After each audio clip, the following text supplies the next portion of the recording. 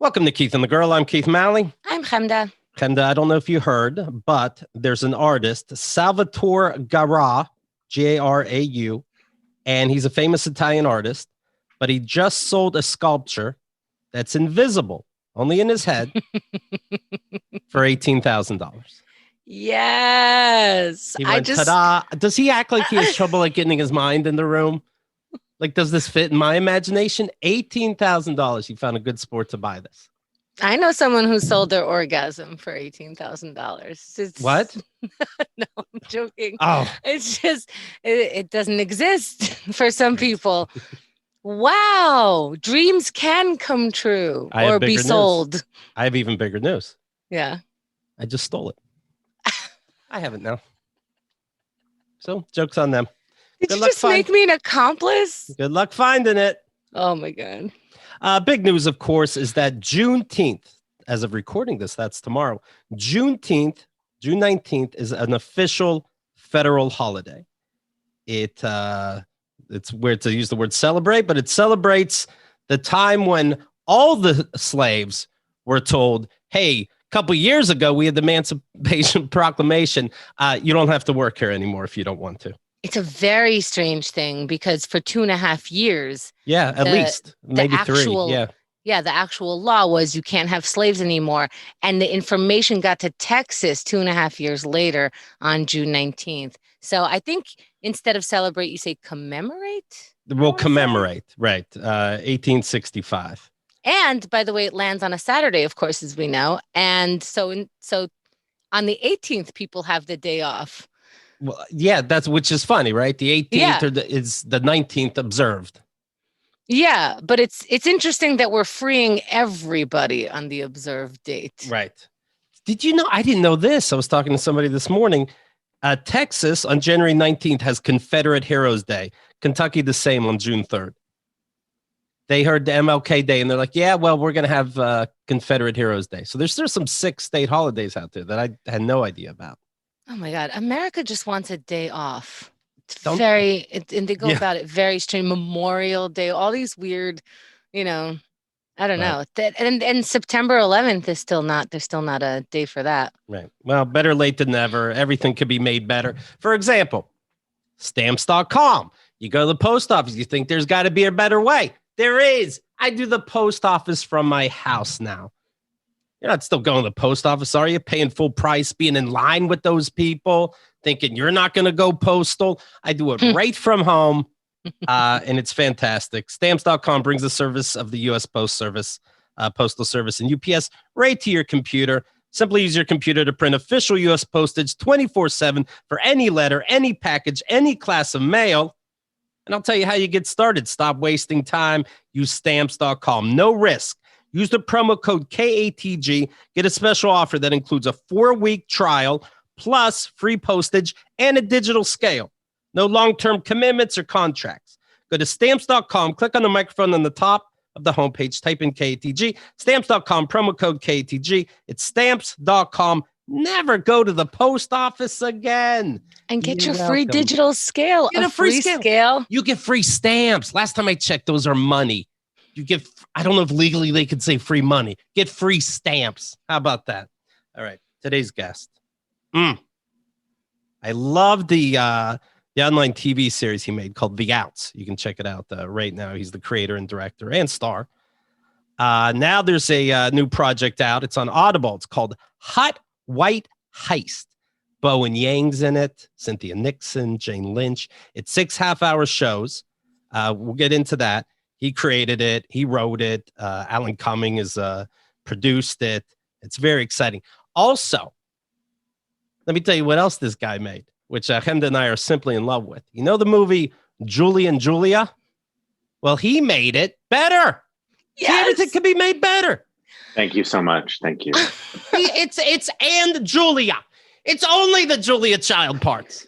We don't need that Julie Reporter parts. Love it. Ladies and gentlemen, and Julia. That's fantastic. Here he is, the genius, Adam Goldman. Hi, thank you so much. I feel like, everybody walked out of that movie and they said, wow, I loved half of that movie. Yes! And I thought, I thought, surely there's a way, because they're not going to release a just for Adam Goldman cut. So I went in and I picked out the parts that I loved, and yeah.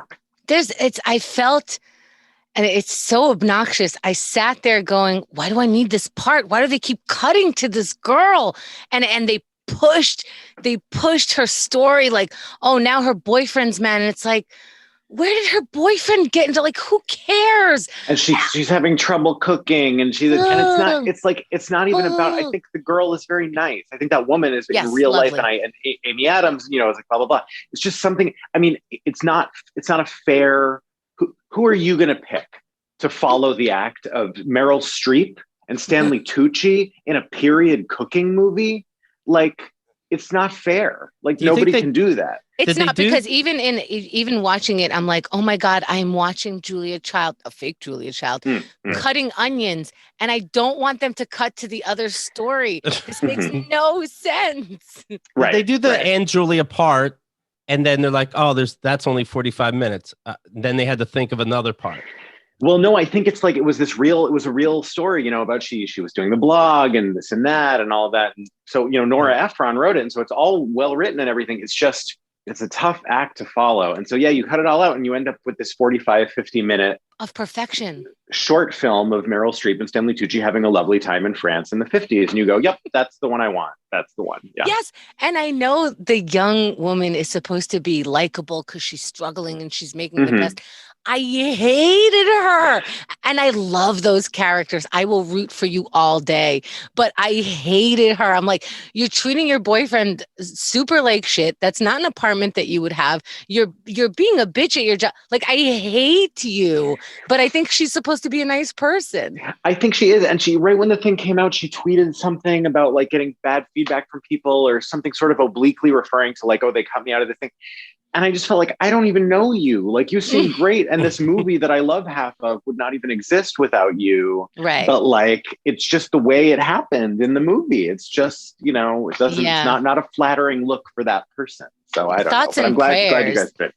Yeah, but they took it down, right? Because technically you're not allowed to edit other people's movies. It went up and it went down very quickly. But I've been told that if you slide into my DMs, there might be a link floating around somewhere that can get. I don't know if that's true. This is what I hear on the internet. You might be able to find. This is a rumor that I hear. Yeah. This is your version of a dick pic, like the nicest dick pic I've ever gotten. Exactly. Well, yes. And speaking of this, so we're doing this on my phone because my laptop was acting all wonky, and I thought I turned off notifications, but they keep popping up. So I'm going to do this for you.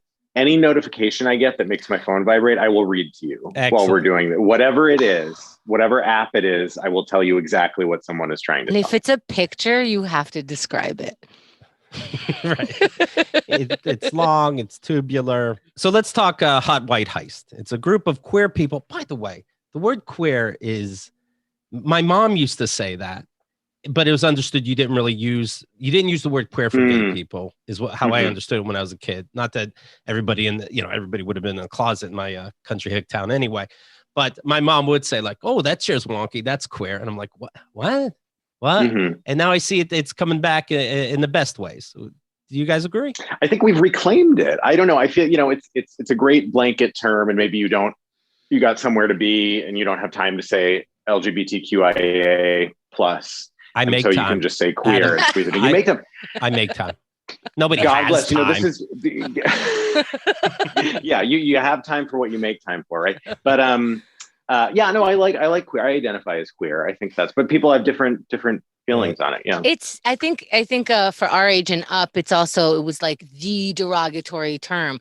The reason why I like it is because it means outside of what you are, and I don't know what that outside is sometimes. So I was with a transgender person, and when and that sort of made me queer in other people's eyes. It's very interesting because I'm still saying I'm with this dude, so I sound quote straight.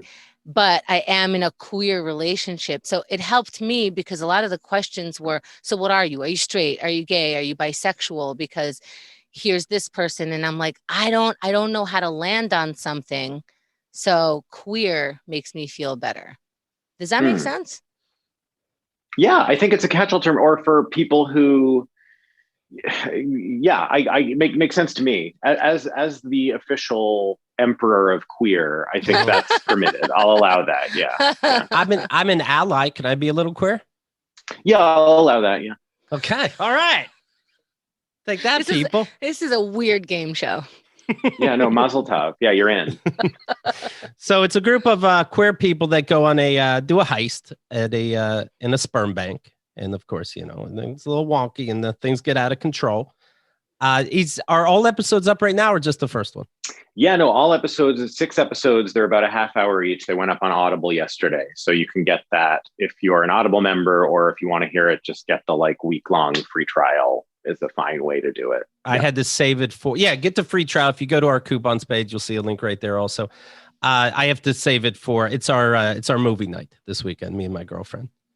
Oh, great. Yeah. So I'm very excited. By the way, in your background right behind you, I see you have a sword over your door. Yeah. Is that the New York City lock? Where are you living? So this is I am in New York City. I'm in Brooklyn. That's so funny because some people notice the sword and some people don't. So a friend of mine was throwing away this sword and he was like, I don't know what to do with this because you can't just put a sword in a dumpster. And I was like, I'll take it. So I have it. And I only ever use it to bang on my ceiling because they have a horrible child up there who's always running around. Mm-hmm. And I want him to shut up. And then it's hung that way because in this movie Topsy Turvy, which is this Jim Broadbent movie, he hangs a sword, he hangs a katana above a sword like that. I was like, what if I put a reference to a movie in my Zoom background? So that's why that's there, because I'm that faggot. So that's how I Does it work when you bang on the ceiling? Does it work? It makes the child stop. It makes the parents quiet the child down. It works better than sending the father a WhatsApp message. So that's something, You've noticed, right? Do you? When did you come to New York City? When did you move from Massachusetts? Right? Yeah. So I went to school upstate, and then I moved here in 2008, right after I graduated. Yeah. So I've been here 13 years. Yeah. And of course, you'd have roommates, as all New York City adults did. Do you still? I do. I lived with the same people for about 10 years, and then they went their separate ways. Now I live with one lovely roommate. Yeah, it's good. I actually like living with people. I think especially coming out of the pandemic where it was so lonely, it was just very isolating. I kind of like living with a person who I like, who, I get along with and that kind of thing. I was reading an older article and you were talking about a new apartment you got in New York and you're like, I'm very excited because they have a TV room. That's called a living room. that's New York living. Was this the Times thing? I hated that. Yeah. And the guy said he came into my apartment in Crown Heights and he was like, the living room is the size of a walk-in closet. And I thought, so your audience is people who have walk-in closets. Right. And I just graduated from college and I live in Crown Heights and it's a piece of shit apartment. So yeah, that was a weird, yes. But I like having a lot of communal space. I do like having a living room with a TV in it because I like to have people over for award shows and stuff like that. That's important to me. But it's just funny though, too, isn't it? We're in New York, Ken and I, and yeah, what else we like? Closets. Oh, yeah. Yeah. Try to explain that to people I grew up with. I know. It's fine. You go to any other city and it's right. People paying the same amount for space to live in, and here we are. I did read that. I like your thoughts on how much you like the subway. And you look at it, and did the reporter get this right? You look at it like a vacation, and I almost do too. I'm not, breaking out a sandwich or an umbrella, but I am I can't do work on the subway. I have to be here. Okay, It's a vacation. Well, I like to read, and I like to sort of be unavailable to people. And I think even since I said that in an interview, the cell reception underground has improved, but It's still just like a place, like being on an airplane. There are a few places like being in a movie theater where you shut off your phone. There are only a few places where you can actually unplug for a little while. So I actually do like that. I've missed being on the subway because of the pandemic, which has changed in the last month or so. But for a year there, I did not leave my neighborhood. So I was not on the subway a lot. So I'm reading when you think of, hey, there's not enough gay people represented in heist movies. Never mind a full cast. And so I want to do that. And then you think, and then people go, oh, what a great idea. Let me guess. They heist a sperm bank. Yeah, ha, ha, ha. And then you think, you know what? Ha, ha, ha. And that's where we're at now. Am I getting that right?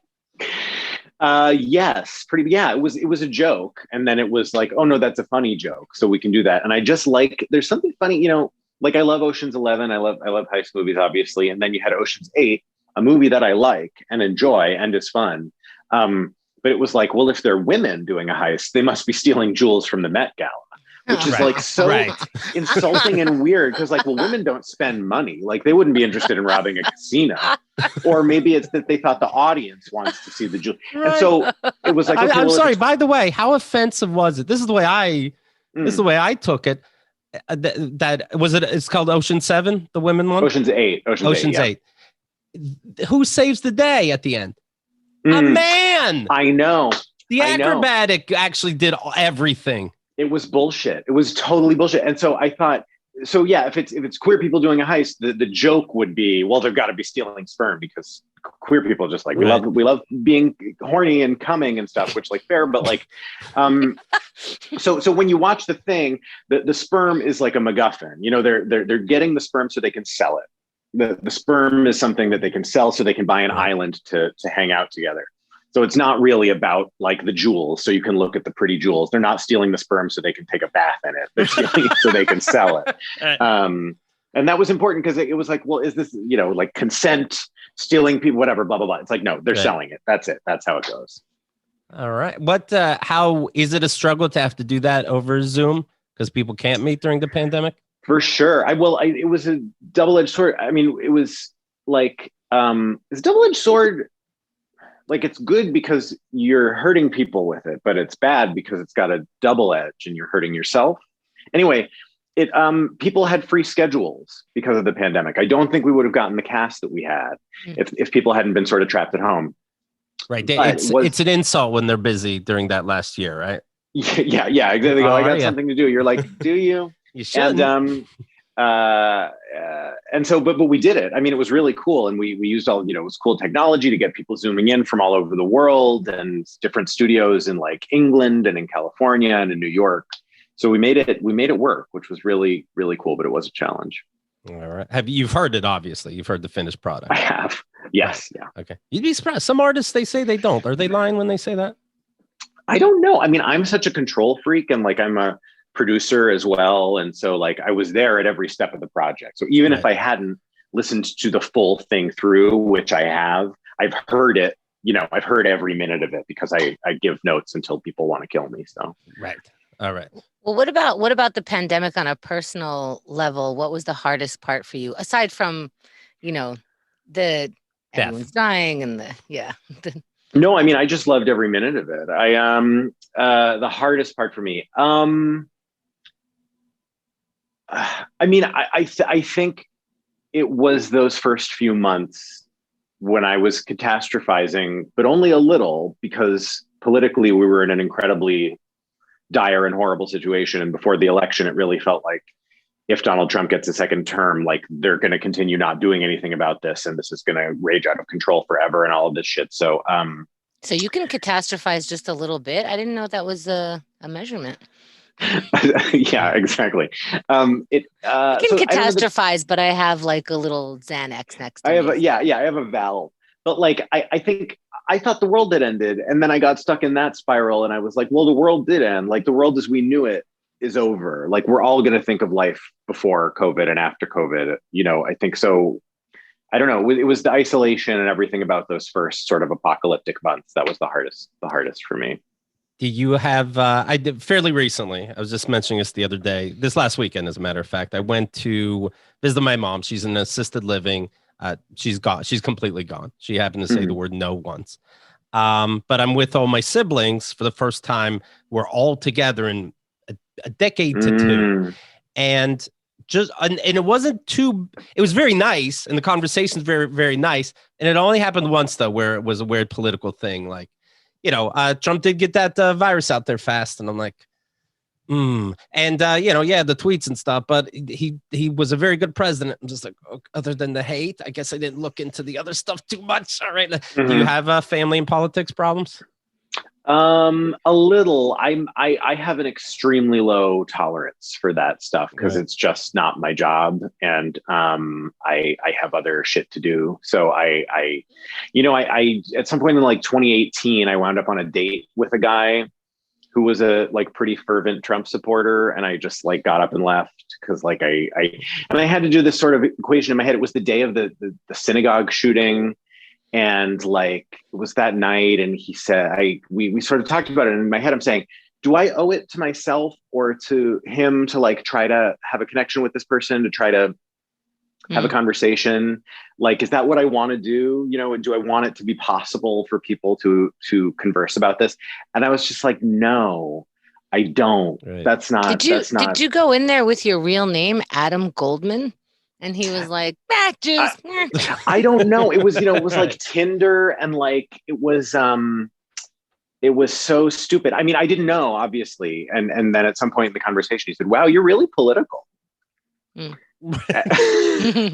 And I said, what do you mean I'm so political? And he said, and then it sort of snowballed from there. But so yeah, I imagine you thought he was very cute if you are sort of even entertaining the idea, or you were attracted or something. He was super cute and he seemed charming. And after I left, all I could think was I was one margarita away from blowing this guy, and I never would have been able to forgive myself. So I laid down the law. There was a bit where I was dating during Trump's presidency, and a woman would say something like I'm like, but my problem is Nazis in the street again. And it's like, well, this is our country, and that's their point of view. And I'm like, oh, I'm only going to fuck you once. And that's it. You're right, Adam. That is just once, and that's it. I couldn't do it. I can't do it. I don't want people who voted for him to enjoy anything ever. I'm sorry. It's just not, I don't have a big enough heart. And that was a really hard thing about me. I've talked about this before. I don't like being a person who like wants violence on people. That doesn't make me feel good or righteous. But like, you put Kellyanne Conway on TV in front of me, and I'm like, drop a house on her. Like, I can't help it. I don't have a big enough heart. So we have, family stuff is family stuff, but like out in the world, I can't fuck with that at all. Are you out of touch with family members because of this? Not any family members who I would have been in touch with anyway. Mm-hmm. You know what I mean? Oh, it's same for me. Yeah. Like my parents and I are not talking, and I found out that they were Trump supporters, and I'm like, well, I'm right about so much of this. Mm-hmm. We are not on the same side about anything. Well, I was just going to say there could be good news that's, are some people coming around. The amazing Marjorie Taylor Greene, the representative from Georgia, who said, if you got to wear, she's QAnon and all this, but she said being forced to wear a mask or not wear a mask, that's the same as having to wear a Jewish star in the Holocaust. Mm-hmm. Well, it turns out she just visited a Holocaust museum. Mm-hmm. And she learned what the Holocaust was. She's 47. For the record, I'm 47. But she just found this out. And here's what she said after visiting the Holocaust Museum in Washington, D.C. And I think that's one of the two that I happen to go to. So I understand it could be powerful. She says, I have made a mistake, and it's really bothered me for a couple of weeks now. And so I definitely want to own it. There are words that I have said and remarks that I've made I know are offensive. And for that, I want to apologize. The Holocaust is, and then she chokes up a little bit, well, there's nothing comparable to it. All what? Right. That's your whole statement? Right. It's tough. You know what? I learned about the Holocaust growing up because I went to yeshiva. It was constant. I didn't know that some people didn't know about it because, it's one of the big, World War II, right? And if I handed in a paper that said, you know what, the Holocaust, boom, you taught me, teach. That was a bad moment in history. Mm-hmm. Like if something just blew your mind too much, you still can't articulate it as a representative of things, I saw the bones, I saw the shoes and jewelry, and I had to wear a mask, so I can relate. And it's just awful. It's terrible. I mean, Marjorie Taylor Greene, like this is always the thing with these people. They're either unbelievably stupid, or they're unbelievably cynical and horrible and appealing to the worst impulses of people on the right. So like either way, she shouldn't have the job that she does. Right? But also, yes. Of course, but I feel like the PR, whether it's the person or their representatives, the PR aspect of this is tailored towards the left, because I love a good apology. I love a lesson learned. Oh my God, did you learn a lesson? You like an arc. It's attractive. Right. Oh my God. You know what? I knew people couldn't have been that much of an asshole, but maybe people can be that much of an asshole. That's a big lesson. And people can surprise you, Yeah. Right. I wish I wasn't so together at such an early age, so I had room to grow. But yes, of course, everybody likes to see that arc. Maybe she's like, 4 million people died worldwide from the virus. That's close to, like, she could easily be comparing more. I'm surprised she didn't see the Holocaust Museum and go, yeah, so what? Why isn't this a trick? It's just pictures and video. Why is that? But why did that throw you? Why, when you had the great Chuck Woolery, who ended up being a right-wing nut, and he's like, the virus is fake, liberals, blah, blah, blah. And then he goes, it's the real fucking deal. My kid had it. Like, why do you believe the doctor? Why isn't it just pneumonia? Why all of a sudden you didn't study it more? Why did a museum change your mind? And here with the answer finally for Keith, Adam Goldman, please. Yes. Why? You see, no. I mean, I agree. It's no, but it's an empathy deficit, right? It's like there's this whole side of the aisle that just, or you hear politicians, they don't believe in gay rights until their son comes out. It's just, if it's not happening to you, which is, I don't know, and then you look at gun control, and it's like a lot of Republicans die because of mass shootings, but they don't want to change that. So there are obviously limits. I don't know. It's really grotesque. There was that headline a few years ago that was, I don't know how to explain to you that you should care about other people. And that's what it comes down to for me, is like, I have to live my life. Like, I can't sit down with every fucking moron who comes across my path and say, just be like, what right. Were there follow-up questions? Like, Marjorie, what did you learn as the congressperson? They couldn't even wear makeup. It was horrible. The conditions were horrible. Well, did you see the part about how the Catholic Church is the one who started that Jews are the devil? Well, let's not get ahead of ourselves. I'm just saying it was very moving. Okay. Right. Yeah, well, and then she gets a headline for it. I think that's the point, is it's this politician as social media personality that's like Trump, it's Andrew Yang, it's her. It's like whatever museum she can go to and say she had a thought burrowed its way into her brain, then she gets another round of headlines, and that's the point. And even a level further is, you didn't even have a thought. Like, I'm okay. Right. You learned something about the Holocaust. Amazing, because 6-year-olds know some of that, but fine. This is your new lesson. Let's hear this from a grown 47-year-old. This is going to be a beautiful statement about the Holocaust with lessons learned. And, I mean, like, people who do acid have more to say about their trips than this trip to the Holocaust. I mean, like, people microdosing have more epiphanies. What's going on? It's dark. Yeah. She's like microdosing on thinking. Right. And that's funny you said that, Adam, because it's very dark in there too. Like, they don't put the lights on like a lot. And I think I get why. She had to squint. Yeah. Right. I'm not going to explain it to you, but I think I get why they do that. So then there's a place in Nashville called Hatworks, WRKS, and they're selling Star of David badges, the kind used in the Holocaust. And it says on the Star of David, here, I'll show you a picture. I'll put it on the website too, of course. It says not vaccinated on the star. And that's them going, hey, if we got to be labels with number tattoos and stars, what's the difference? So as a gimmick, just like a fun thing, this store is selling these. Patches are here. They turned out great. $5 each. Strong adhesive back.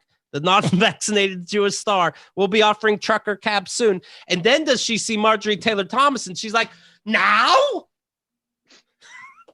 She missed the boat. Yeah. Yeah. Huh. So you're cutting out these stars going, this is a great idea.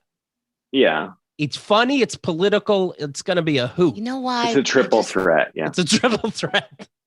You know why? Okay. This is a misleading thing about being Christian. People who are Christian wear a cross. The thing that tortured the Lord and Savior. And when he comes back, he's going to see all these reminders. And they're like, oh, a reminder of bad things is good because we suffer along with them. So now this mark, which is obviously triggered, that cross is a trigger for Jesus. And I don't know why nobody cares. We keep thinking he's coming back, right? Oh no, he came back. The Jews I forget who's who, but you know what I mean? Yeah. It's very confusing. Yeah. Well, the joke is at JFK's funeral, somebody's wearing a necklace with a rifle on it. Just remembering, you know. Right. Right. So they don't think it's a big deal. I don't know. Yeah. I think they're just horrible assholes. Yeah, I think you're right. Yeah. I think I fall on the side of thinking they do know, and they're just total pieces of shit. But that's just me. Different strokes. Michael Pence has said in regards to the January 6th, then not to say a trigger word, insurrection, that President Trump and I, this is of course Vice President Pence, President Trump and I have spoken many times since we left office, but I don't know if we'll ever see eye to eye on that day. The day he had people try to kill you. I don't know if we'll see eye to eye on that. They put I was trying to kill an exaggeration. They put a noose up with my name on it and tried to look for me. I don't think we're going to agree on that day in particular. But again, you can pick out little things about anybody if you really want to complain. Having a relationship is all about communication. And if you agree to disagree, I'm sure I did things he doesn't like. Yeah. You say, I never cleaned out the dishwasher. You don't fill up the Brita. You send hundreds of your followers to kill me with a noose. You say, well, let's talk it out. You can't just let that be the roadblock that gets you. That's how I feel. I was this a tweet? What was this? What was the question? Yeah, somebody just asked Vice President Trump, what about that insurrection day? What are your thoughts? Like, we don't agree with it. It happened. Because I think it's really interesting that he started with, we talk a lot. And I right away, I was like, oh, this is already a bullshit statement because for some reason, little minionese around people like Trump who are assholes, but it's like mean girls, at some point she said the statement, like, the more I hated her, the more I wanted to get near her and wanted her approval. And they all act like that. Remember what's his face on the bus with the grab him by the pussy? He was like, hey, I'm around you. say the thing. Yeah, say the thing you were going to say. Say the thing. You said it. And so I think Mike Pence like, oh yeah, we talk all the time. Like, somebody like Donald weird. Trump is going to hate me. It's like the most, right. This is the thing is they're all he, for some reason he polls well and he never conceded. And so many of the Republicans are just saying, oh, well, no, he's still, we still stand behind him. It's so cynical. It's just deeply, deeply cynical to try to still have those people because I'm sure Mike Pence is going to run. Right. And he's going to say, oh, well, I'll be Donald Trump, but without the tweets, I'll just be like a wretched hollow shell of a person who will do whatever you tell me to do, which is whatever it is. So I think that Pence, he just needs to make it look like they're still spooning. Also, when you don't see eye to eye, what part didn't you like, Mike Pence? Like not just the part about you didn't see eye to eye from what part to what part, because there was a start and a finish and you're not acknowledging any of it. Because don't see eye to eye is not taking a side on anything. It's going, I wasn't sure if to have a mojito or a margarita. We don't see eye to eye. Like you're not even saying what the difference. What part don't you see eye to eye? Well, it's what Adam's saying. We all have flaws, like Ted Cruz. If he nitpicks, he can go, well, Trump called my wife ugly and I live with her. So that's a little tough some days. And called my dad the Zodiac killer. And then but sometimes I take a bath and I don't wipe it down when I'm done. So we all have if you're going to complain. Even Logan Paul said, I hate having to be a dickhead. That guy's out there. Well. No, there's no way those people are going to therapy of any kind, right? No. No, you'd have to look at something. You'd have to actually, you can't speak with such vague terms when you're looking at something. Like if Kyle said to me, oh, the person now is your boss. Remember when you were fighting each other and they said what a pig and how ugly I am. And I'm like, that's politics, baby. Do you want to be married to a senator or not? What do you want? Right. That's normal. Yeah. That's work, baby. That's work. Right. It's all like, okay. I'd rather you told him though. It bothers you. Yeah, I'd rather not get into it and make it worse, honey. Yeah, exactly. Just let it go. Get the job. Right. Well, here's a great time to mention this. BetterHelp. I'm the huge fan. 2021 mental health is finally a thing. So many people are struggling right now. They're not feeling like themselves. I don't have to tell you. You have a mirror. You know what you're thinking. And therapy helps. All right? Whatever you need. Can I tell you an update on my therapy? So when we started, it was glorious. I just dumped out some stuff. Then I switched therapists. We talked about how easy it was to do that. Just because after 1 or 2 sessions, wasn't that into it. Very easy, nice button. Which is great, by the way, because think about it. If you haven't, think about it. You show up in person to a real, and then you're like, you don't like that therapist, and you're supposed to call and tell them. But meanwhile, they know your hang up is being firm and talking to people. I love the press a button idea. And then I'm sorry. Oh yeah. It's literally, is this like that website like Omegle where you don't like the person you're chatting with, so you press a button and it gives you another person? You can. Yes, I could always hang up on my therapist, even though he's looking straight at me. But it was more like, I press a button to switch therapists. I also see a list of therapists that specialize in the things that maybe I'm looking for, the issues that I have, or just a general whatever. I chose a couple of options there. So I've been seeing this one guy. And we graduated into, okay, let's talk about your childhood traumas now that we sort of like got caught up and are managing pretty well. We did the childhood trauma. Yeah. Apparently, I processed so much of my childhood trauma that we're almost out of things to talk about. And now we only see each other every other week. Oh, thank you. Good job. Did you learn anything about the childhood stuff, or you already knew it? That's the thing. I apparently have really processed that for a while, and nice. I sort of know where it stands, because it could be like right at the forefront and everything. I'm responding from a childhood trauma without knowing, but I unpeeled some layers over the years, looking for answers to why I react the way that I react and why I feel the way I feel. So I've done some progress. Congrats. If you get an A+ in therapy, should the therapist then rate to the people that you were talking about? If I get an A+ in therapy, I'm reporting this guy, because that is awkward. Okay. All right. Well, BetterHelp is customized online therapy that offers video, phone, and even live chat sessions with your therapist. And yet at the same time, you can do it at your convenience. At the same time, it's cheaper than in-person therapy, which is amazing to me. You can start communicating with the therapist in under 48 hours. Here's what you do. To join the millions of people who are seeing what therapy is about, go to BetterHelp. This podcast is sponsored by BetterHelp, and you, the listener, get 10% off your first month at betterhelp.com/KTG. So bring up all your problems ASAP. That's betterhelp.com/KATG. Don't forget that /KTG so you can get the discount as well. No, I need, after seeing my mom in such a bad way, I can use a phone call. I finally saw the movie The Father. You know this, Adam? I do. I'm such a baby. I hear it's wonderful, but it sounds sad and will make me sad. So I didn't watch it, but I hear it's amazing. Not that you need to, but do you have Alzheimer's in your life? Is it a concern like it is for me because it's in my family? I have. I mean, like not at the moment, knock on wood, but it's certainly, it's been, I feel like everybody it's only at most like 2 degrees away from someone with Alzheimer's. Yeah. So in The Father, I told you about the movie Still Alice. That's a tearjerker. And if you want to hear my review, it's on 3407 The Circus. And that went through like these different stages when she didn't have Alzheimer's, Julianne Moore's character.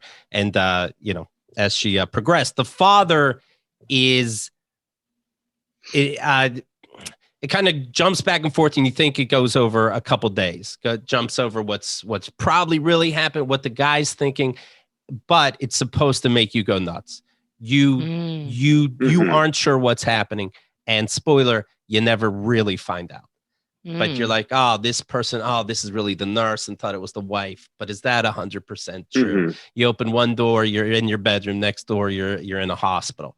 Now you normally don't like when things wrap up at the end to give some sort of conclusion. I like a conclusion. Yes, I like a conclusion. So, but the point is to make you feel like you have Alzheimer's and the frustration. Are you getting it like it's a piece of art like that, or are you mad? Because this is however you react to this, I think is how you're going to react to your Alzheimer's. So everybody get ready. Here we go. I feel like I knew it. I feel like it's for people that know nothing about Alzheimer's. That's what I think. If you don't understand how nasty it is, and who doesn't, but then again, Marjorie Taylor Greene didn't know about the Holocaust. So it's good if you know nothing about Alzheimer's, you'll be like, oh shit, yeah, we can do it, put a little more funding into that. All right, so that's how Keith is going to be with his Alzheimer's. He's going to say, yeah, I know. Right. He's going to be like, hi, it's me. We co-hosted a show for like 20 years. And he's going to be like, I know, Bob. And I'm going to be like, okay, fine, I'm Bob. It's fine. Also, the difference is that to this and Still Alice is a woman, and I'm not evolved enough yet to not notice I know I'm looking at a woman, so that means it's my mom. And then the movie starts, she's playing Words with Friends, just like my mom did. And, that's a big thing. This one is a man, so that reminds me of my dad, and who gives a fuck? Because me and my dad don't get along at all. Sorry, wait. So your starting point there was she's a woman, so you look at her and you think your mom? Yes. Still Alice, I think, oh, that's my mom was Alzheimer's, whereas this guy is my dad. It's not like every woman in every movie. You're like, it's my mom. No, unless like my mom's a spy and I'm watching a spy movie with a woman. And she played Words with Friends. Got it. Okay. I just mean I don't see a person necessarily. I see a sex for sure or a gender, and I can relate to my mom. Whereas to here, I'm relating to my dad if he had it as opposed to my mom, and I'm like, who gives a fuck? My dad had Alzheimer's. He'd have Alzheimer's, not know what's going on, and still try to trick you with stories. He'd try to keep everything in his head when he's fucking with you, as he thinks he's on the space shuttle.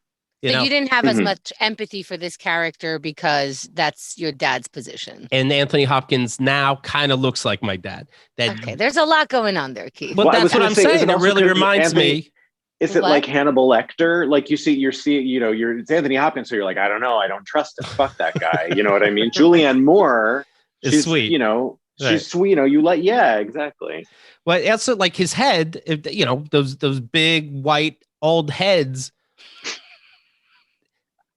William Shatner, Martin Sheen. Nobody wants you to say the names. Well, we do, but William Shatner doesn't. He didn't need that example. Big white old head. Yeah, big light bulb head. Yeah. And it's definitely white light. You know what I mean? And so there, I'm just seeing my dad. I'm like, yeah, he's probably not nice. Oh my God. Hope we get some help. But yeah, of course, he's yelling a lot. I saw a movie where Robert De Niro reminded me of my dad. And oh, yeah? I never, ever thought that he looked like my dad at all. You'd see pictures, you wouldn't really compare. But in this movie where he played 4 kids' dad, and he was such a dad, there was no, are you looking at me? There was no anywhere near that. And I couldn't stop watching it. And he's just going to visit, I think he's going to die or who knows, or his wife died and he's going to visit these kids. And it was such a beautiful movie because everyone's misunderstanding each other in the most beautiful way. And they're all trying, but they don't even know how to try. And I just bathed in it. Like, look at my dad trying. I'll never do this. This is never him. What movie was this? If I would Godfather. know, we wouldn't. Godfather 2.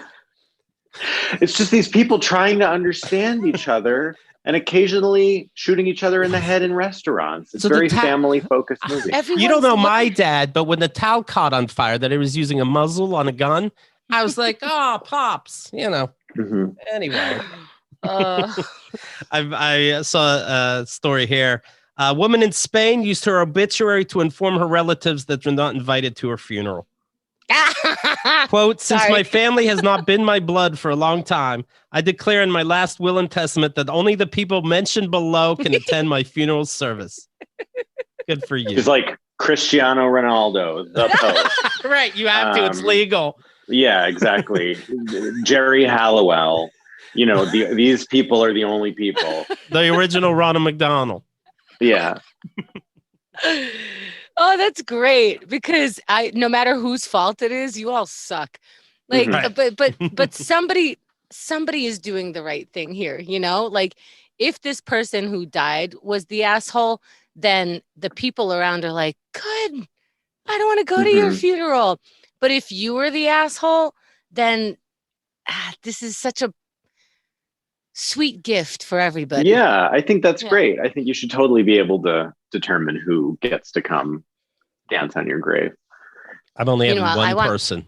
I want everybody to come on my, not like that. I want. You want everybody to come on your. Okay. Yeah. This is a party, right? I'm very friendly, Adam. Yeah. You thought it was weird that I had a sword hanging up? Yeah. Oh my god. You know what's weird? My dad also had a sword above his. Oh yeah. One of the doors. It was 2 swords. There you go. Yeah, that took a lot of processing. That took 2 sessions. Hi, BetterHelp. Yeah. But we also had like a rug hanging on the wall. Weird ethnic shit. Some dude drinking a tea as a painting. Come on. What were we? I like that. That sounds relaxing. I like that. Sure, but what's the theme? Okay. I just named tying it together. Yeah. There's just that's your style. America, we're here. Sword on the wall, rugs on the wall. Yeah. All right, so here's what you do.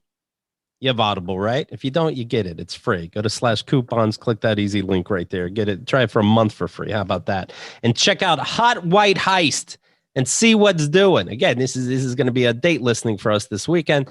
It sounds like you're going to dig it a lot. I love his work. Also, check out The Outs. That's still online. You can find that. Ooh, I do have a question. Did the Hot White Heist, did that come from What's Her Face's Give Me Your White Hot Come? Liz Phair. Yes. You are the only person who has thought of that. Yes. That's because I'm the oldest person you've worked with so far. No, but it's such a weird, funny little song. And I was like, for the one person, for Chemda, this is going to be the reference. Yeah. I love it. Let me mention this. If you've been playing poker with us on Wednesdays, keithandthegirl.com/chat, and you have any amount of chips from knocking us out or winning tournaments, then you probably cheated. But if you do, email us a picture of your chips to info@keithandthegirl.com and see if you qualify for a private tournament. That tournament has prizes like backstage passes to all silent trailers for 2021, right? Or a ticket to join on a regular Keith and the Girl episode, get backstage access, a book a guest, that kind of thing. A lot more. Send your poker chip picture to info@keithandthegirl.com by Wednesday, June 23rd. We'll tell you everything that's going on. And speaking of which, Silent Trailer, the game show, is tomorrow. Now, your first Silent Trailers game happened during this show. Remember when I said, yes, he's this guy, he seemed like my dad. He had 4 children. He was going from child to child. Now, I could be wrong about how many children he had. I could be wrong about a lot of details. Let's see who figures it out. Write it on our Reddit. I don't know. Maybe I'll throw you a prize. Yeah. You made me very nervous that I have no idea what you're talking about. In this game show, Chemda describes movie trailers on silent. She knows nothing about movies, less about actors and actresses, and we have to guess what it is. And you just made me very nervous. Yeah. Good. You play really well when you're nervous. So while you could see what we're talking about online, when where Bowen Yang was a guest is available also. But tomorrow, brand new game show. It's the best game show ever made. And I'll be kicking the asses of the following people: Liz Mealy, Maddie Smith, Shane Moss, Casey James Salango, Zara Norbach. Get your ticket information at keithandthegirl.com/tickets. Adam, very nice meeting you. Thank you so much for your time. Congratulations. Thanks. You should be very proud. Thank you so much. I'm so glad to hop on with you guys. This was a treat. And thank you for giving us a wonderful opportunity to slide into your DMs for beautiful reasons. Wink, wink. keithandthegirl.com